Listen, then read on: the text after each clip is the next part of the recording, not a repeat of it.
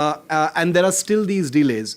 But with this announcement, Vishnu, and that's my next question now, I'm wondering whether this means that things are much clearer as far as the MRFA, or we still can't jump the gun on that. I know as far as Indian procurement is concerned, nothing is over until it's over, right? Nothing is over until it's over, especially when the Rafale is theoretically competing against American fighters like the F-15 Eagle II. Yeah. You've got Putin's Sukhoi 35s. You've got the Typhoon theoretically as well. So it ain't over until it's over, and I completely agree with you on that. But by putting out this partnership, and this is not an MOU. This is an agreement which I'm assuming is going to fructify into a joint venture. 2028 is when the first fuselages will roll out. Which again, I'm assuming means that, work begins now. 2028 is 2 years away. That's like more than just a foot in the door? No, I would suggest that they are leading in this competition. Yeah. All the Indian Air Force officers that we speak to, and they couch this language carefully. So I'm going to be responsible in how I report this. They say that they've had an exceptional experience with the Rafale. The Rafale is the aircraft of choice for them, but they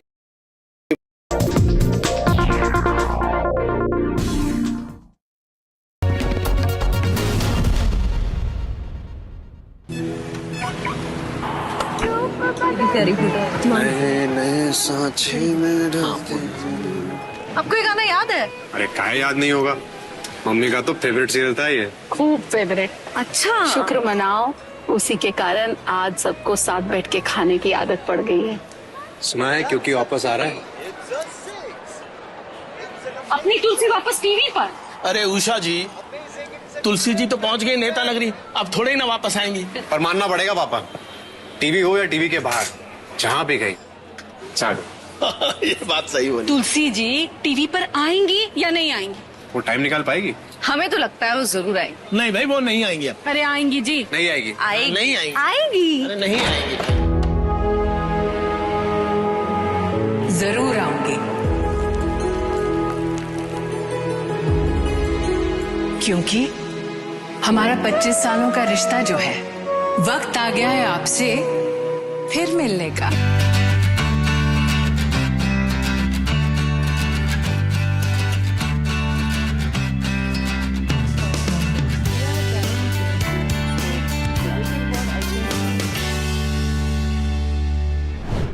I had a full introduction, a very poetic introduction for my next guest, but for 25 years, a quarter century, this is one person who has literally never needed an introduction. So, Tulsi ji, namaste. Smriti Irani is with us. 25 years later, though we've seen her very often since, what an incredible quarter century, but this is a return literally after 25 years. So welcome to NDTV. Thanks for being here. Pleasure. Tulsi, aka Smriti Irani, because for today, for a while now, we're going to treat you as Tulsi as well. But how does it feel to be back? I think that for a 49-year-old to have, as you have very, very diligently and kindly espoused, to have a 25-year run, not only in media, but also politics, that is a blessed run, because in our country's history, never has somebody managed to, with God's blessings, managed to be successful in both these very competitive fields. And more so if you're a woman, to be at the top of the game continuously for 2.5 decades in media and politics is no mean feat, but that is also somewhere where destiny and luck has had a role to play. 3 weeks from now is when the show goes back on air. It's been a long wait. I'm going to get into the success of public life and acting in general in a moment. But 3 weeks is a very short time. You've been a star. You've been in the limelight for a long time. Are you nervous about this big return? Or are you like already vibing with it? I'm a politician. Nothing that you throw at me will make me nervous ever. But I think that when people look at television today, and how it was positioned 25 years ago, there's a huge difference. Most individuals that are associated with television do not get the respect that we deserve as an industry in terms of the revenues that we generate. in terms of the impact that we create. And I am in this counting even the NDTV family. For instance, if you look at the numbers last year, television itself generated a revenue up to 30,000 crores. OTT, which is now a very integral part of how stories are told in our country, generated close to 24,000 crores worth of revenue. To have a creative force get unleashed across both these platforms in terms of revenue means an impact that we will create in a 55,000 odd crore market. And I think that when the Prime Minister speaks about creative industries and how India can leverage its economic, socio-cultural potential in such a market, Kyunki, of course, is a defining feature, and we are very proud that it is one such emblem of not only commercial success, but also cultural impact. No, you're being very self-effacing about Kyunki, but you were a pioneer. Let's call facts facts today. I'd love to talk about the figures as well, and you've just put them out. But Ms. Irani, you were a pioneer. I have colleagues here calling you the OG TV star of an entire generation. Well, you have a colleague here who has known me since 2003. That's right. Neha from our guest team has known you for that long. Yes. And she's told me all those stories, which is why she's tracked your journey all this while. Yes. So, when you talk about those figures in the TV industry, 3 weeks from now, when the show goes back on air, 1,800 episodes over 8 years, calling you a household names feels like the most inadequate thing that's possible, because I know what it's actually been like. Confession, I actually saw you as a kid at an airport once, and I saw the crowd that was around you.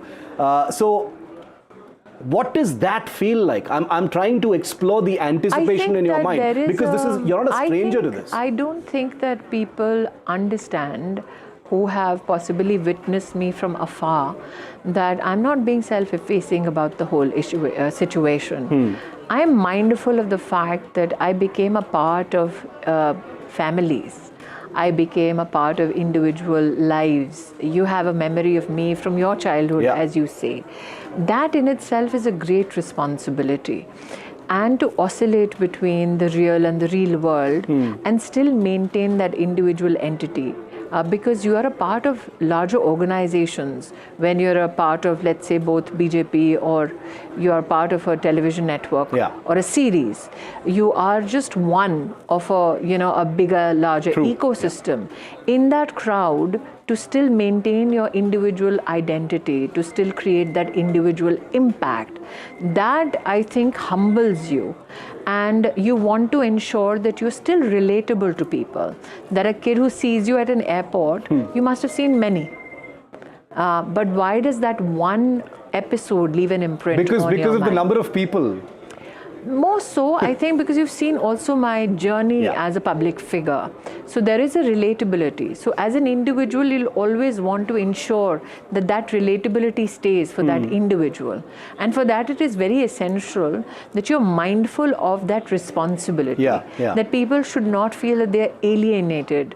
They should not feel that even if they disagree with some of your views, they would still want to hear your views. So the fact that you're a conversation starter, humility has to be at the center of it. Speaking of conversation starter, by the way, while I was preparing for this interview, and frankly, I was looking at some of the things that fans were saying on Instagram, and an entire generation is going to be looking at Smriti Irani's return to television. People who weren't born when the show was on air are going to be relating to it all over again, and we'll get into that in a little bit as well. But I wanted to quote 3 things that stood out to me, and I wanted you to react to them. All from fans, by the way. I'm literally tearing up. I saw this like 1,700 times on Instagram. The biggest comeback of Indian TV. Ab milega Anupama ko barabar ka takkar, and so many such things being said. I think does that add the pressure on you? No, I've never been the kind to take pressure, and I think that you've seen, I've given you enough political evidence that I may give somebody pressure, but I don't take it. The issue is that, do you work for a larger purpose? And what is the larger purpose? The larger purpose is, can you get that due recognition for the hard work that goes towards a product? So we are in a newsroom right now. You're the face of that newsroom for this particular interview. But there's a camera person there. There are assistants, there are editors, there are others in HR, in admin who ensure that this conversation is valued or added in terms of value. And I think this part of my journey is to bring focus to those people who are never in front of the camera, but who are the deciding factor as to the impact that we create. And I don't think that is an issue that is going to be addressed by anybody who's a part either of this venture or who are responding to it. The idea is that I'm the first person from television who became a cabinet minister of information and broadcasting. I'm the first person from television who had the opportunity to become the first female education cabinet ranked minister. I'm the first person from television who went into the CCPA, which is known as the mini cabinet. It's the Cabinet Committee on Political Affairs. I'm the first person from my industry who went and became the textile cabinet ranked minister, first to become minority. So I am mindful of the kind of opportunity, the confluence of these two opportunities got me in my life. And for me then, what is my responsibility towards my own industry is that we are the last rung of how we are valued in the entertainment chain. Movies get the biggest amount of, I think, eyeballs, respect or fascination. OTT stars now have their own sensibilities which are being celebrated across. Television still gets a little bit of the stepmotherly treatment. How can I bring it the respect that it truly deserves? Because this is not an easy job. We have to be working straight for 12 hours a day. This is not a job that gives you a longevity of career. You have to prove your talent every day. And this is a field which employs close to 2.5 million people in our country. These facets of our industry have never been spoken of. So who can bring forth these facets that need to be respected about the technical teams that work with us, about the people who work with us, who make us on screen possible. Does that make you a bit of a soldier for television in a world of OTT? Which has changed so many things. It feels like you're carrying some weapons on your shoulder and walking back into I'm not carrying weapons. I think I may end up voicing a lot of other voices that are unheard right now. Because what mostly people see about television is just the actor. The producer, the director, the technician never gets seen. The producer, obviously, given their resources, or the directors, given their resources and stature, do get a little bit of respect. But the technician never gets, the editor never gets seen, the writer never gets heard. And I think my endeavor will be to make those people heard, because it's not just you may find an actor lacking. But imagine there are 100 families who will depend on you for their livelihood. And I'm very conscious of that responsibility. This isn't the first time, Ms. Irani, that you've had a chance to mount this so-called return to television. And we're all looking forward to that. I know that in 2014, and you've spoken about this, that you did have a chance to get back into the show, or there was I was working till 2014 simultaneously both in media and politics. So tell us about that decision that you took, because that's when your life in politics actually began in a big way. No, it didn't. In fact, I was already a two-time MP by then. I never spoke about my individual political journey. In government, Because I became one of those who spoke in defense of my government, who spoke to create a narrative about my party, who spoke in favor of or to defend my ideology. So there was no Smriti Irani to speak about Smriti Irani or her journey. And in 2014, when I got an opportunity to serve in the cabinet under Prime Minister Modi, I knew that this is a 24/7 privilege service, and you cannot hold the nation's needs, wants, or the Prime Minister's directions hostage or lull them just because you have other commitments in the media business. It was a conscious decision. There was also this understanding that there is this negativity in politics, that actors are not very serious about constitutional service, that actors don't know how to legislate, that actors do not know how to position themselves on issues which have not only political impact in our country, but can also have a repercussion geopolitically. And I wanted to be the one that possibly showcases the genuine basic capacity of somebody from my industry and from the media fraternity, because I didn't begin only as an actor. Correct. I was a stringer for a television news network before I oscillated to becoming an actor. So I'd seen many facets of the industry, from being a stringer, then to becoming an executive producer on a news bulletin, then to becoming also an executive producer on covering elections. I mean, I did elections in the late 90s, and I think even you were not around. Yeah. So I went from news to GEC, and my political journey was also simultaneous. Even in my political journey, I was very clear. I knew that as a popular actor, you had the facility of being parachuted. You had the facility of saying, oh no, I don't want to do the hard stuff. I don't want to be a part of the rigor and toil of grassroots politics. But I wanted the respect of my colleagues. So I worked from the grassroots all the way up, because I value what my colleagues brought to the table from villages across India, from various professions across India. And I was also conscious of the fact that we as youngsters then, not that you're over the hill when you're 49, but I was conscious of the fact that if you want a very robust political system in your country, then the best of all professions and professionals should come into active politics. So to manage and balance between all those aspirations and all those conscious decisions, that is why I led my political life the way I did. Yeah. It was easy for me to have And a we've PR. seen that up close, yeah. It was easy for me to have a PR team which could have espoused how great an actor I am, or how popular I am, and what a great political impact I'm creating. But ultimately, does it help a larger national cause? It does not. Does it help my politics, my political organization? It does not. For me, what was important the last 10 years was, how do I serve my country better? And how do I take the Prime Minister's narrative across the country?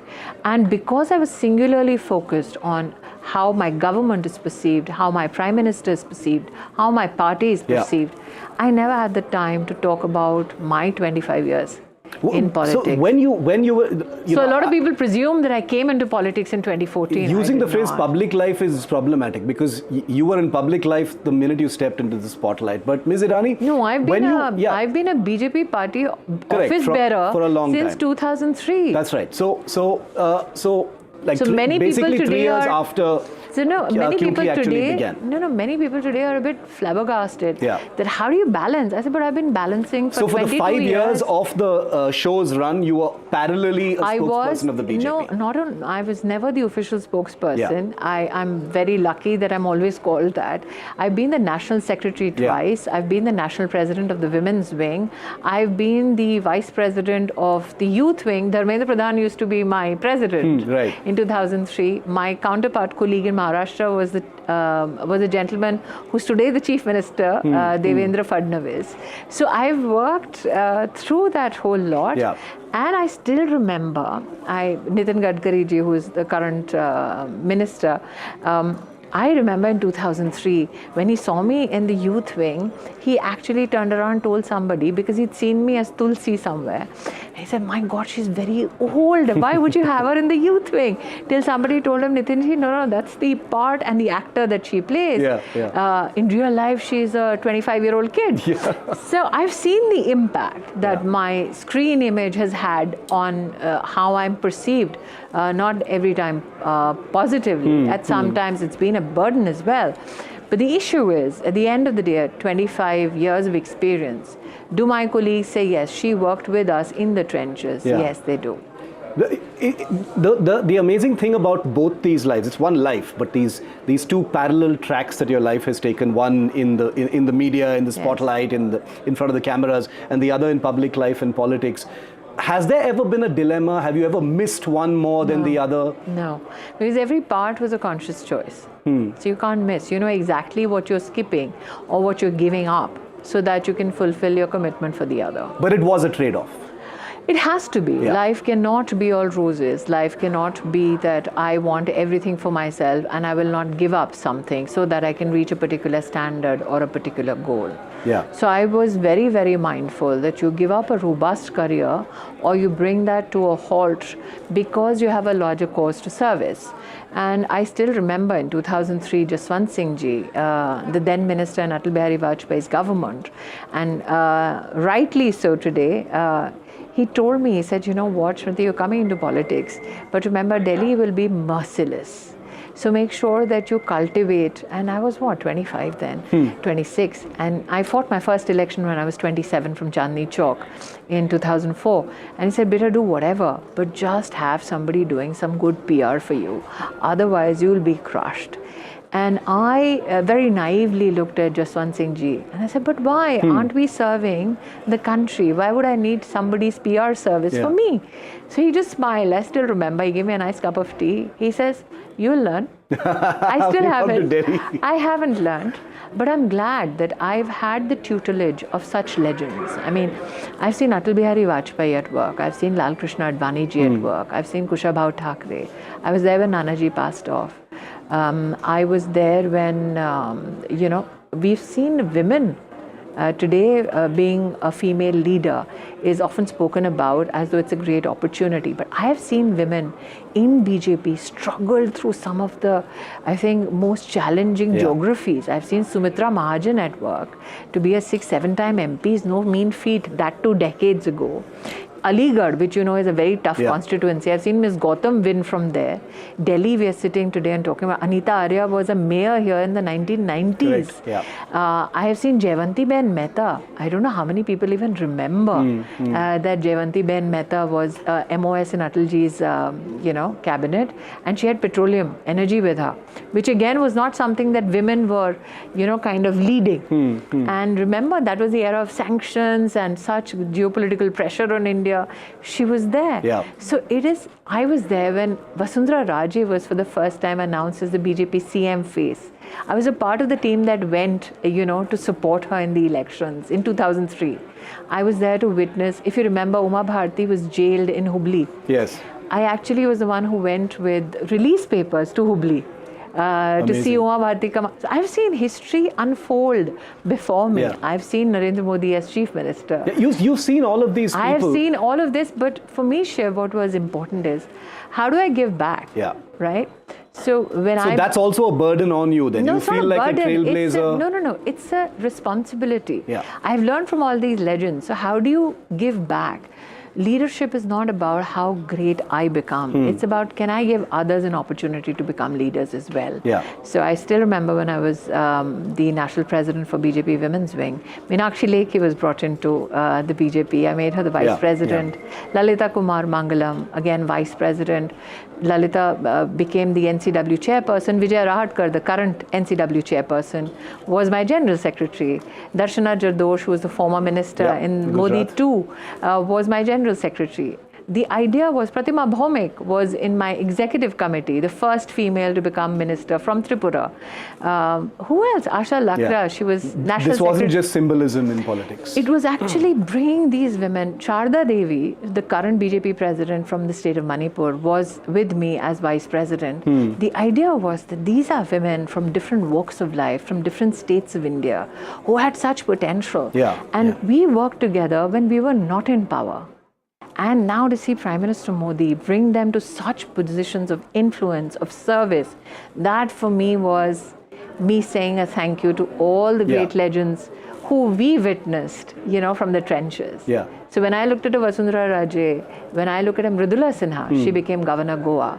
It's like life comes full circle. Do you miss active politics? Politics goes up and down. Not in active are you still, do you still consider yourself a politician? I'm a politician first, but they used to earlier say actor turned politician. Somebody last night in some newsroom said, well, actor turned politician turned actor turned what? The idea that a human being could do both, and successfully so, is an idea which will be very difficult to grasp Because I'm the only one who's done it. No, because I know you keep in touch with Amethi. I don't you keep visiting. in touch. I am working. You've got a base there. You're still working But there. I'm working not only in Amethi, I'm working. I was last dispatched. You're given assignments within your organization.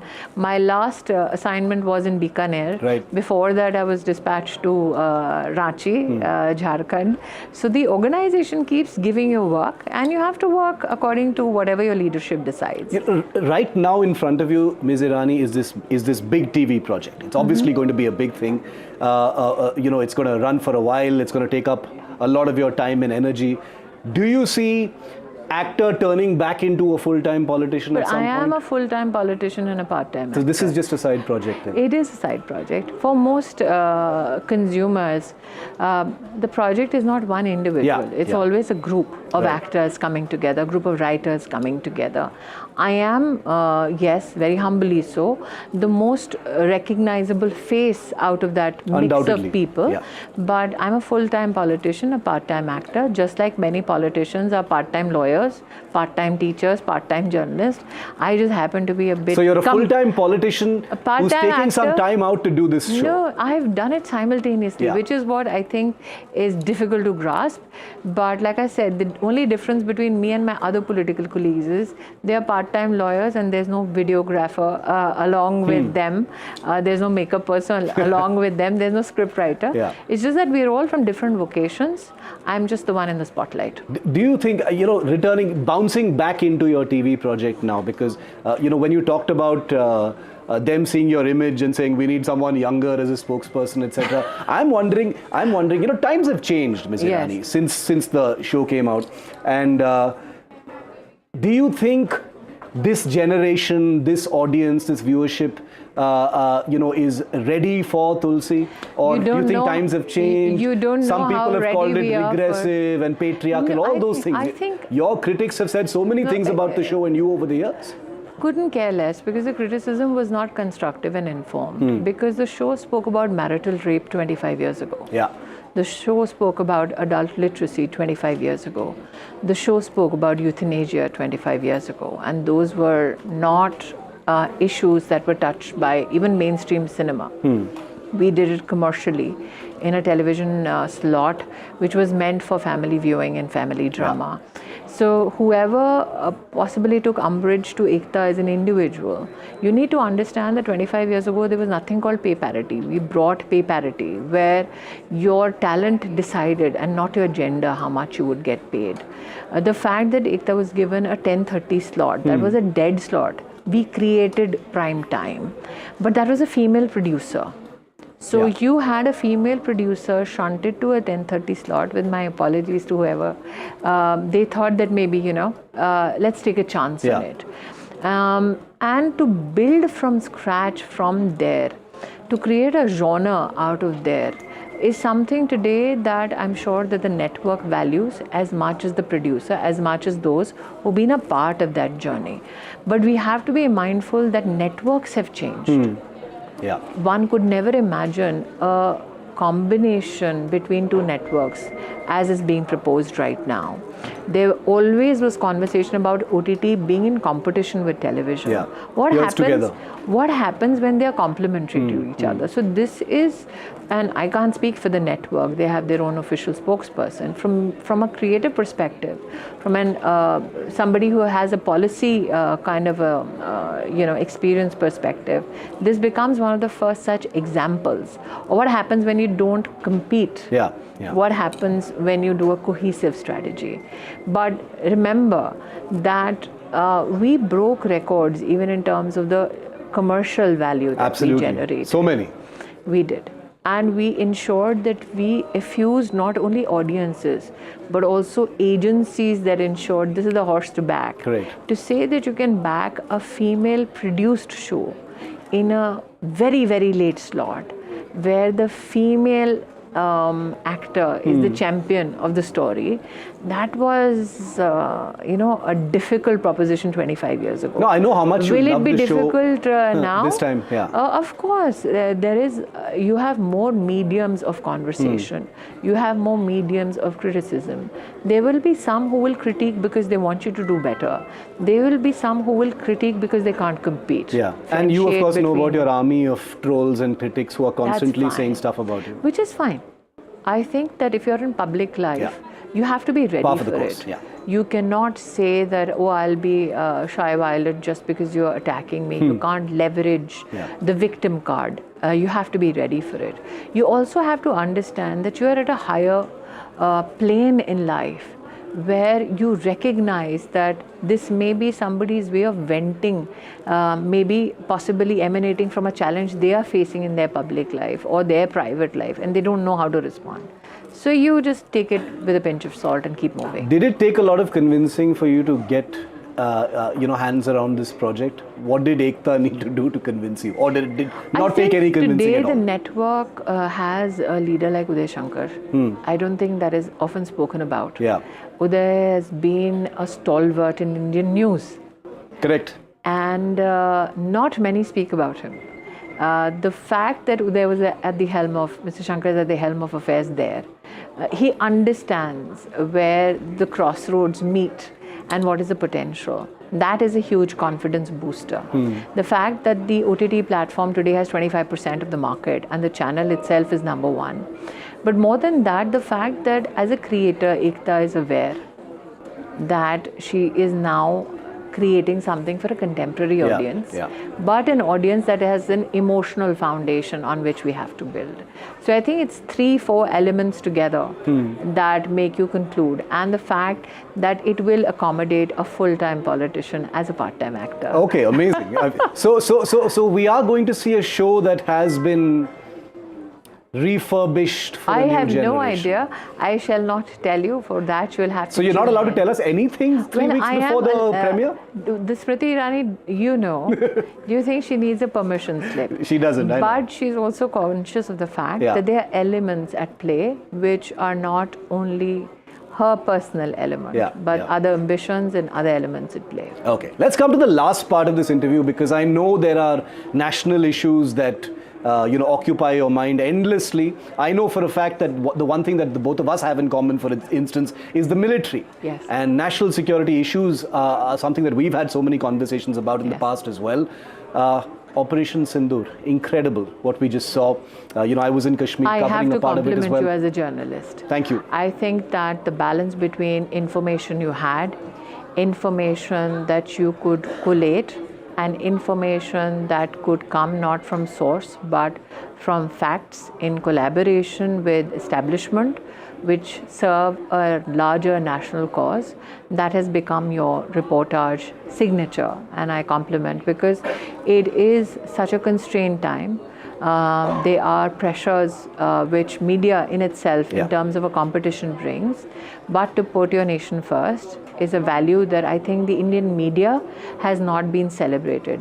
And I'm saying this not only about you, I'm, with your permission, on your channel saying it about media editors and stalwarts across. I can say this as somebody who's had seniority. I can pull rank on you in media. And say this today, Rahul Kaval has joined your network, Vishnu Shom. Yes. But apart from that, Navika Kumar in Times Now, Arnab Goswami, you all may compete, you all may differ, but you're all nationalists. Your old friend Gaurav Sawant. And I think that is the one aspect not many people grasp enough, that the Indian media, and especially television news networks, they always put India first. Yeah. And I think that Operation Sindoor showed that you would give anything and everything to defend the might and the valor of the Indian Armed Forces. That being said, I also believe geopolitically, as we grow stronger economically, you will find that you are left to defend yourself on many parameters. That will happen when you're no longer a fragile country, where you have grown not only to the 4th largest economy, but you will also become, now you aspire, and very publicly say we want to be the number one economy in the world. When that competition gets intense, you will have even so-called friends try to elbow you out of that room. Mercifully, you have Prime Minister Modi at the helm. And mercifully, you have a citizenry, you have a media that will ensure that we do reach that pinnacle of success. I think out of all the virtues of Operation Sindoor, and especially the communication by the DGMO, which was spectacular, what is also heartening is the civilian who came out at one call in Chandigarh to say, tell me what I need to do to help the armed forces or to help administration. And that, I think, is what Operation Sindoor shall be most remembered for. Not only the valor of our armed forces, not only the valor of that fact, not only the dedication of the Indian media, but also that simple Indian civilian who says, tell me where do I need to sign up. So as an Indian, that was something I was very proud to witness. It's and you know, Operation Sindoor, as they tell us, is still very much on. So this is a story in motion. But you know, Ms. Irani, zooming back into India's own internal issues. I know you know that here on NDTV over the last week we've been focusing on a story from Mumbai, a place that's very close to your heart. And I ask you this question both as someone who's made her life from Mumbai, but also as a politician, the identity politics that is I have to give consumed. you a disclaimer on that. Yes. My dadi is a Maharashtrian. Yeah. My dada is a Punjabi who post-partition settled in Uttar Pradesh. Yeah, absolutely. So you speak all for both. All three languages. Amazing. Punjabi, of course. So who better than you to Hindi say something about and it? Marathi.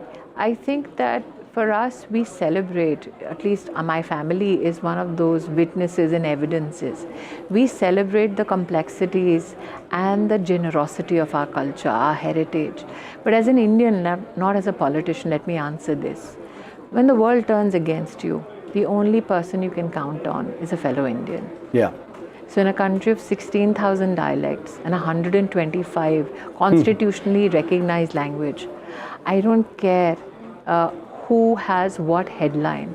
All I care about is when the nation calls, no matter what language you speak, will you step up? Yeah. Do you think more needs to be done about it because there are so many compulsions when it comes to I think that politics? The government of the day is mindful of the cultural heritage that we celebrate. The government of the day is mindful of the political compulsions or the political strategies of many regional parties. So that is best left for the government to explain either an order or an administrative direction. I can speak as an Indian that there are so many forces around us that are trying to break us. How can we build better, build for a better India? That's all that we as citizens need to focus on. I couldn't agree with you more. I mean, the external threat, I believe, is something that requires our attention, and we should try and bury any perceived differences that we have. There is always the beauty of democracy and the parliamentary system is it gives you a platform, a very dignified one, where the people have a lot of belief in to discuss any issues. The idea that we as people want to ensure our polity does for us is to mind the gap and fill the gap. If we can do that as politicians, that is our greatest service to our country. As we bring this interview to a close, and I thank you very much and wishing you all the best for what's coming next in just a few weeks from now, I did want to share a little anecdote that even though you are completely self-made and it's only your hard work that's brought you to where you are, I hear that NDTV's HR had a small little role to play in Smriti Irani becoming the superstar that she is today. Please tell us that story. So in Sapna, east of Kailash, there's a very famous movie theatre. Opposite it, a white storied, one-floored NDTV office is where I went when I was an 18-year-old. I had seen The World This Week and thought that maybe I had a shot as a journalist. And I had submitted an application for HR to consider that may I be please hired by this very, very esteemed organization. question, and I was turned away saying, I may not be suitable. Who knew a newsroom that turns me away one day will interview me? But thank God for that HR person. Yeah. I wouldn't be where I am today. Incredible. So I'm on their behalf, I'm going to say you're welcome and wishing Thank you the you. very best. Thank you, you. Smriti Irani, for speaking to us here on NDTV. That was our big exclusive of the season, and we're all looking forward to what comes next. Thanks for watching. News continues here on NDTV.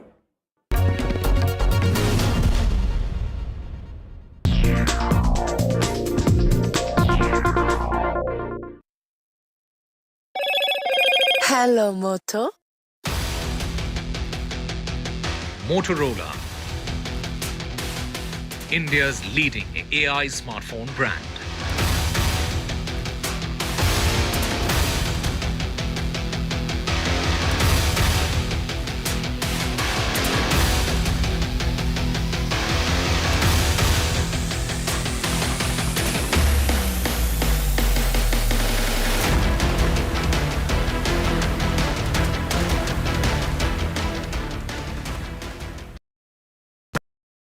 फिनेसा windows, beautiful and durable designs, installation से maintenance की life long customer service. आपके घर में फिनेस्टा नहीं है तो call कीजिए। Find Finer Finesta. वनक्कम Tamil Nadu. Now the battle for Tamil Nadu 2026 is open now. After Chief Minister Stalin rolls up his sleeves. And Vijay steps in as a star challenger. This is a mass gathering, not for cash. Meanwhile, a former Chief Minister, Edapadi Palanisamy, begins his fight back. The big comeback campaign by EPS has well and truly begun. These are all the ultimate players, and this is going to be the ultimate test.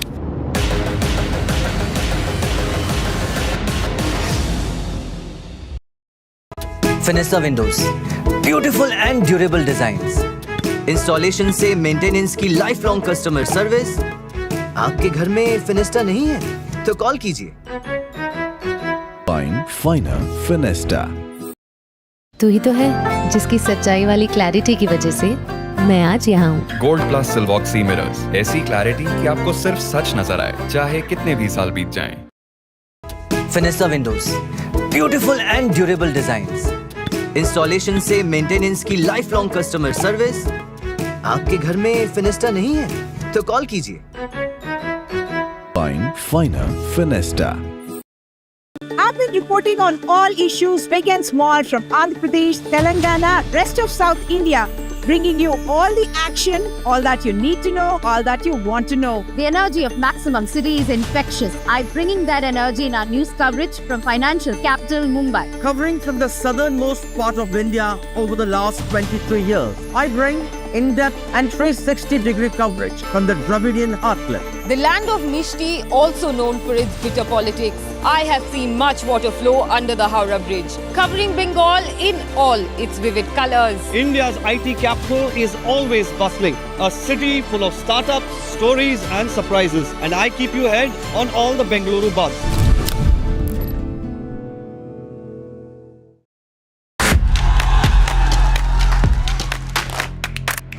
बदलाव की इच्छा रखने वाले लोग, उनको ये तय करना है कि वो जनसुराज जैसे नए विकल्प को चुनते हैं कि फिर पिटे पिटाए अपनी पुरानी व्यवस्था में जाना चाहते हैं। मैं चिराग पासवान पूरी तरीके से बिहार विधानसभा का चुनाव लड़ने के लिए तैयार हूँ। तेजस्वी जी मुख्यमंत्री बने हैं, हमारी पूरी सपोर्ट है उनको। हम किंग मेकर की भूमिका में रहना चाहते हैं। ये लोग घर से बाहर नहीं निकल पाते। प्रधानमंत्री जी को बताना चाहिए कि इनका जो बिहार में जो सरकार है, 50% जो नीतीश जी की मंत्रिमंडल में जो लोग बैठे हैं वो परिवारवादी लोग हैं। वो अपने आप को भी परिवारवादी बोले। जंगल राज लाने वाले मौका देख रहे हैं, अपने पुराने कारनामे करने का मौका ढूंढ रहे हैं।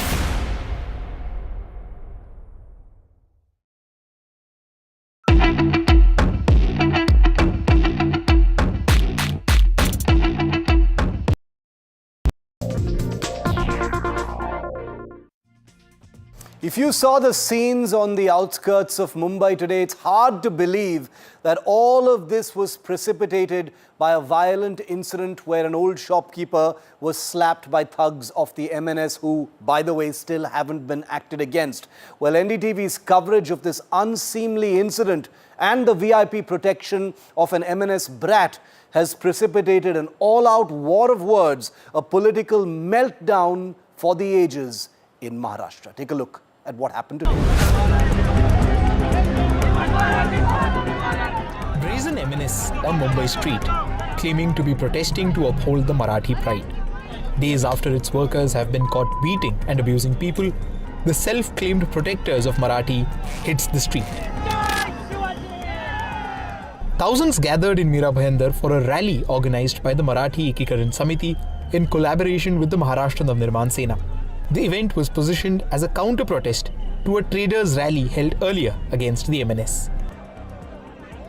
Despite the massive turnout, the administration denied MNS the permission for the rally, citing logistical concerns. Notices were issued to organizers and participants, and multiple preventive detentions were also carried out.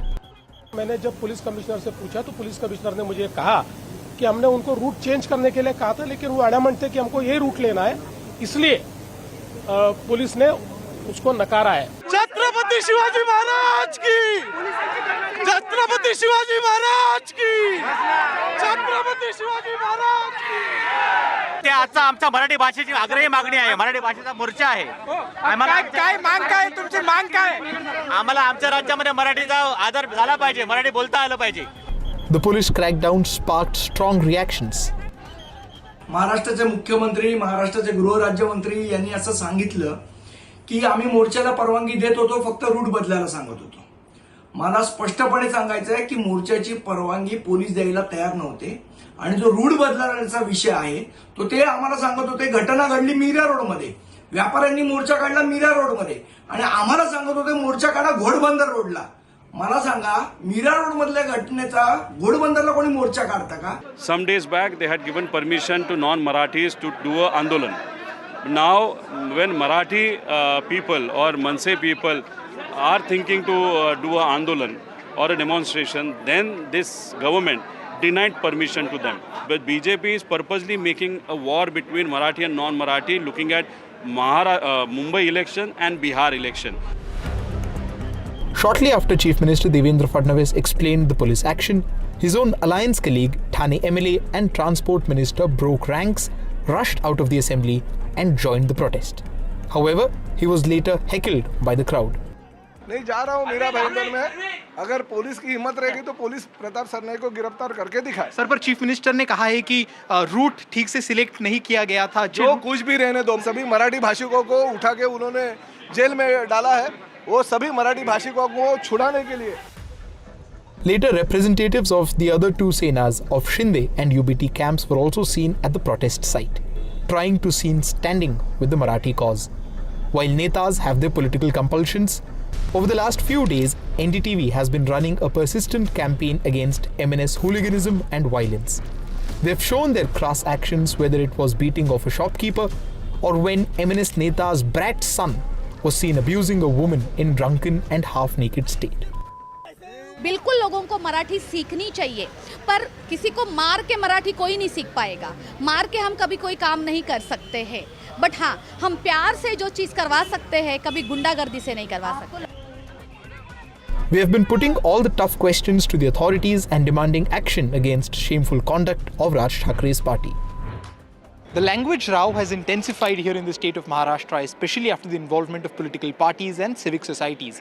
At the same time, statement by Bharatiya Janata Party Member of Parliament Nishikant Dubey, which is extremely controversial, has also shed light on whether this is just an attempt to create political fodder by the ruling dispensation. With camera person Mahesh Halwai, this is Anuj Rai reporting for NDTV from Mumbai. Two prominent faces from Mumbai politics, Priyanka Chaturvedi of the Shiv Sena UBT and Prithviraj Chavan, former Chief Minister of the state. I spoke to them a little earlier about this big meltdown.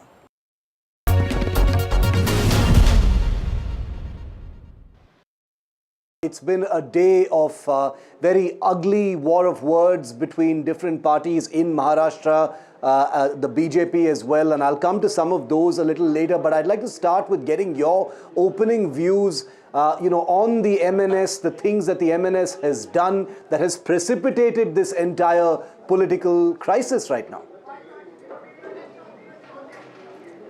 No, actually, Shiv, it is not MNS which has precipitated this entire crisis. It is the government of Maharashtra. It is government of Maharashtra's decision that brought in a GR which was making a language compulsory for first grade students. Our objection was not to the language, and I will continue to repeat because I've been very surprised. No, Shiv, allow me to complete. You call me on your show. I will allow you to complete. I will allow you to complete, Priyanka. But I'm asking you about specifically the MNS. I will allow you to complete and talk about the language policy, but about the Slapgate issue, where a person was slapped on the Marathi issue. The I'll second have to one bring in the context. I'm sorry. No. There is no context to a person being slapped. The story doesn't begin from where you want it to begin. No, I'm sorry. Then you're supporting the MNS's violence. One second. I'm sorry. I will have to bring. I'll have to point that out then. No, I'm not supporting anybody. You haven't even allowed me to complete. Okay, complete. I haven't even been allowed to come to that point. Complete. This is unfair. You are trying to tell me that what I should be speaking. Complete your point, Priyanka. Complete your point. You know, I'm sorry, Shiv, the problem is, and I have been quiet over last 2 weeks, but I have been seeing an entire narrative come out, and without bringing the context, it's unfortunate that we start from a part where MNS has begun. I totally do not agree with what has happened with regards to being slapped and violence. And for the violence that they indulged in, there's a law and order, mechanism in Maharashtra, which the Home Minister of Maharashtra has adhered to, and he has booked them under sections which were bailable, and they have got that bail. The government of Maharashtra has not done its job as well. Start with what I was saying? Yes. No, whether they've done their job is for you to judge. Please allow me to just bring the context. Yeah. I'm not here as a spokesperson of the BJP. I'm here as a spokesperson of my party. Correct. And where my party stands on this issue and where we come in, right? Yes. So we came in at a point where we said grade 1 students should not be forced or pressurized to study a third language, and they should have an option. They realized their mistake. They figured that they could not bring in a language in this kind of a manner. That is why you saw a lot of debates happen around it. It only came after there was strong opposition against it. Now, with regards to what happened, I will tell you just one thing here, Shiv Aroor. Shiv, there are 12 crore people in Maharashtra, out of which about 1.5 crore come from other states. All are peacefully coexisting in Maharashtra. My own parents came from Uttar Pradesh to make a life for themselves in Mumbai. That's right. My own parents, if I was to say, I'm a first generation migrant to Mumbai. But look what Mumbai has given me. Look what Maharashtra has given me. The party you're accusing of not being tolerant to Hindi language is a party that has sent me to the Rajya Sabha and has given me the opportunity to represent Maharashtra, for which I will forever be grateful. I speak Hindi, I speak Marathi, but I speak very limited Marathi, but I have never faced any kind of backlash. But that does not mean that out of the 1.5 crore people that come from various other states, even Hindi-speaking states, will disrespect the language, will disrespect the state that they come from. No, but how does that justify what I'm asking? That doesn't justify any violence. Absolutely expected of you to. But Priyanka, no, it's not justifying anything. Your context is absolutely right. I completely agree with every word that you're just saying. And I actually commend you for being perhaps one of the first few people to come out and outrightly condemn any forms of violence. The question is, why isn't this being done more explicitly at a party level? No, I don't think party has not explained that. It's just that people are not willing to, I'm sorry, not even people. The news channels are not putting a front forward. And that is a fact. Till now I'm being asked that why are we opposed to a language? We're not opposed to the Hindi language. Yeah. And why is it that we, this entire narrative and nuance is lost as to what we were protesting against? Priyanka, and let me tell you, there was a tweet of Mr. Kedia who said, I have been living in Maharashtra for 30 years and I dare Mr. Raj Thackeray to try and teach me Marathi. How is it respectful to the state that he's living in and which has probably given him the opportunities that have made him a businessman? I understand the point you're making, Priyanka. I understand the point you're making, and I would also say, but that does not justify violence. How is it okay? Yes, bad behavior, being disrespectful should be condemned. The law should take its course. Again, but you can't have people flinging rocks at somebody, you are provoking. people. No. Okay.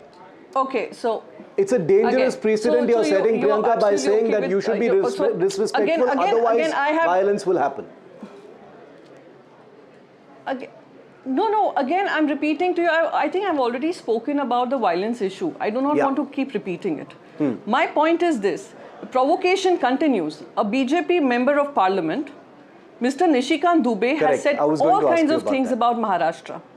He has spoken in such a, I mean, the words I will not want to repeat, but I would want to remind Mr. Nishikant Dubey that if he says the coal mines or whatever mines that he was boasting of from Jharkhand are in his state, if Tata Group set up the first industry in their state, why is it an unfortunate reality today that people of Bihar, people of Jharkhand are unable to find job opportunities in their states? That is why they come to states like Maharashtra, which has given them love, which has given them respect. And today, 1 second please, you'll have to allow me to complete. Highest GST paying state, highest GDP state. Every single rupee that goes out of Maharashtra in taxes, we only get 3 paise back in return. And for you to sit and say that what have Marathis done, what industries you have, who are y'all, and how can you, if you'll come to our state, we will beat you black and blue. Is that not provocation? And why is the Bharatiya Janata Party silent on this? Then their former MP, who also happens to be a Bhojpuri actor, he says, I dare them to come and react. Yeah. You are daring people. You're, of course, no, that is inflammatory for sure. And Priyanka, I want to assure you of one thing. Right? We have been calling out every one of the people that you named, including the MP you named, Nishikant Dubey, including the Devendra Fadnavis government, including the the machinery within Maharashtra that has actually not acted and given a VIP long rope to anyone who's been provoking. We've been calling for action, which leads me to my final question. And I am aligned with most of what you're saying right now. But my final question to you is, even someone like a Sanjay Nirupam speaking at the political level, Priyanka, final question, he says that the Shiv Sena, UBT and the MNS are desperate politically and that's why they are having to indulge in such politics. Your response, Priyanka Chaturvedi, to that? You know, if you would have given me example or a quote from anyone who's respectable and who carries some credibility, not somebody who got his first chance from Shiv Sena, who went on to the Congress party and who is now in some other party making some claims like this, and who's also finding his own political relevance in the state, making these quotes. I'm sorry. Because his own party leader, Mr. Shinde, who also happens to be the Deputy Chief Minister of Maharashtra, hasn't come out and condemned what Nishikant Dubey has said. Mr. Nirupam himself would not have condemned. So that in itself goes to show who's the desperate party here to stay on in power and cling to power. So if there was anyone credible voice you would have given to me, I would have probably answered, but this makes me only laugh. I'm sorry. Okay, looks like everyone is having their say and this war of words is going to continue. We hope that it doesn't, but it's the way it's actually playing out. There are obviously political compulsions on all sides as well. But Priyanka Chaturvedi, appreciate the words that you've spoken here on NDTV. Thanks for joining me.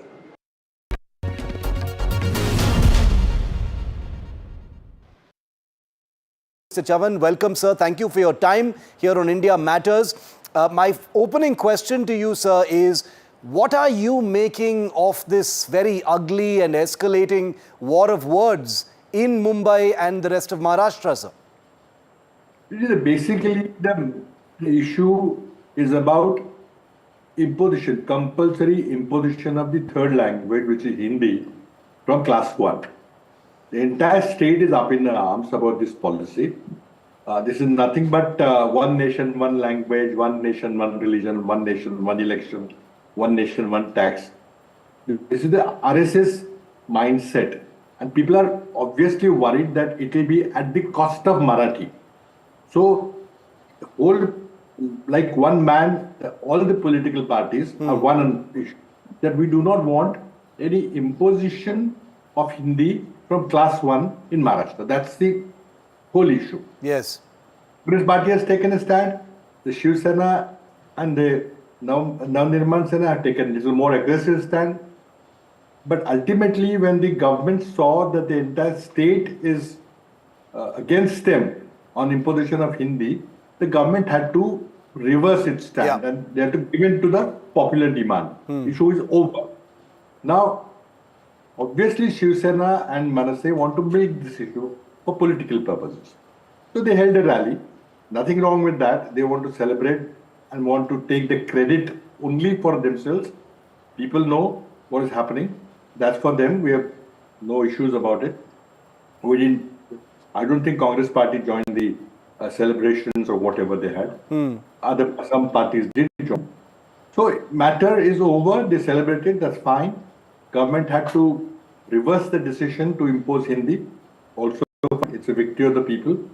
Now, beyond that, if you want to stress the issue further, and if anybody wants to tap the North Indians, that is just not acceptable. I think one of the proponents of this whole debate, I think somebody is being propped up by Mr. Devendra Fadnis. Because if any political person takes law in his hands or try to beat up people who do not speak Marathi, that is just not acceptable. I mean, with a folded hand, we want to request people who have come to Maharashtra, have found shelter in Maharashtra, earning their livelihood in Maharashtra. The request is you should work in Marathi, you should and speak Marathi. That's a simple thing. But we don't want to make compulsion that we'll beat you up if you don't speak Marathi. That's absolutely ridiculous. It is the failure of the law and order machinery. It is the failure of the Chief Minister, who also is the Home Minister. Do you think harsher action needs to be taken against those who indulge in violence in the name of language, sir, as we've seen the MNS particularly indulge in and it is because of political compulsions that you describe that there appears to be a long rope for many of these parties?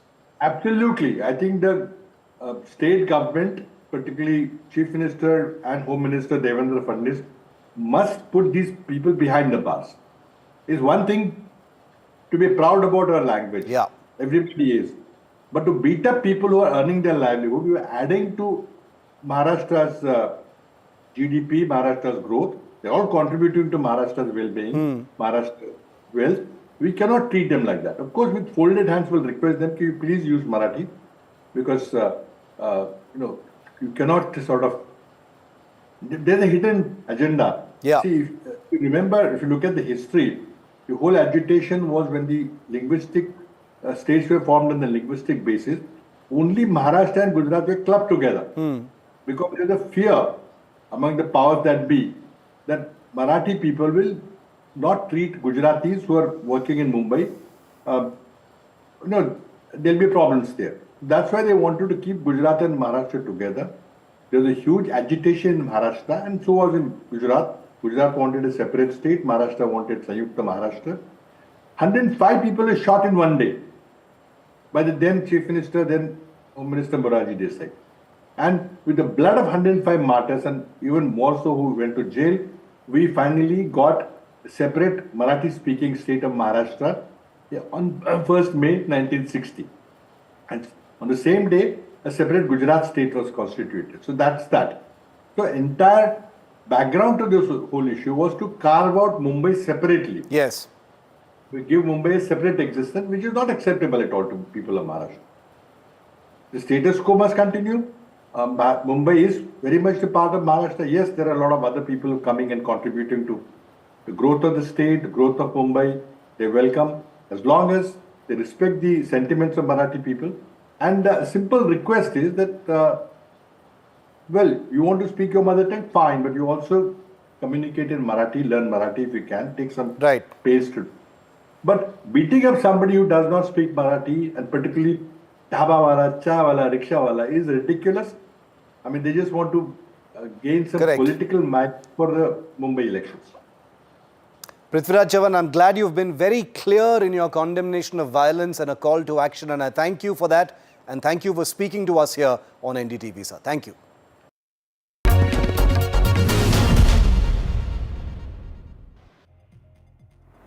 Hello everyone, this is The Last Word and I'm Maria Shakil. On the show tonight, first the language war in Maharashtra which has hit the streets today. Who is fanning the fires and who will gain from all of this? Second, we look at Karnataka Game of Thrones, where after apparent truce, or should I say temporary truce, another MLA has pitched for DKS, that is DK Shiv Kumar, as the Chief Minister. And half past the hour, an issue that touches a raw nerve with every parent. Mobile phone addiction among children and teenagers, that is a problem being faced and discussed in every household. Can we do something about it, is what we ask on the show tonight. But first up, when does language stop being just a medium of communication and become a political flashpoint? That question is echoing across Maharashtra, as tension seems to be rising between Marathi and non-Marathi speaking communities. What began as a cultural assertion has now spilled onto the streets with protests, counter-protests, and growing social media friction. But here's the real question. Is this truly about identity, or is this about elections? Remember, the BMC elections are not very far, because just a few months from now, Mumbai goes to polls. The BMC, which is India's richest municipal corporation, is up for grabs.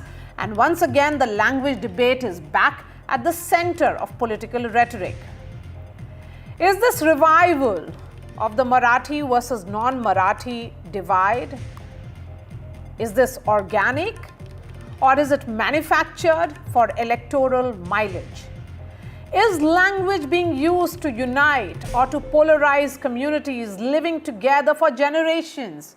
And in a city like Mumbai, which has been built by Marathis, Gujaratis, North Indians, South Indians, migrants and dreamers, can a single identity truly define its soul? The signs are telling. Slogans, cultural processions, calls to prioritize Marathi in signage, jobs, education. But is the goal to really protect the language, or is it about reclaiming lost political ground? This isn't the first time, ladies and gentlemen, that language has been weaponized in Maharashtra politics. From the Shiv Sena's rise in the 1960s to recent tensions between political allies turned rivals, identity politics has always run deep in Maharashtra's veins. And here's the risk. When identity becomes a litmus test, inclusivity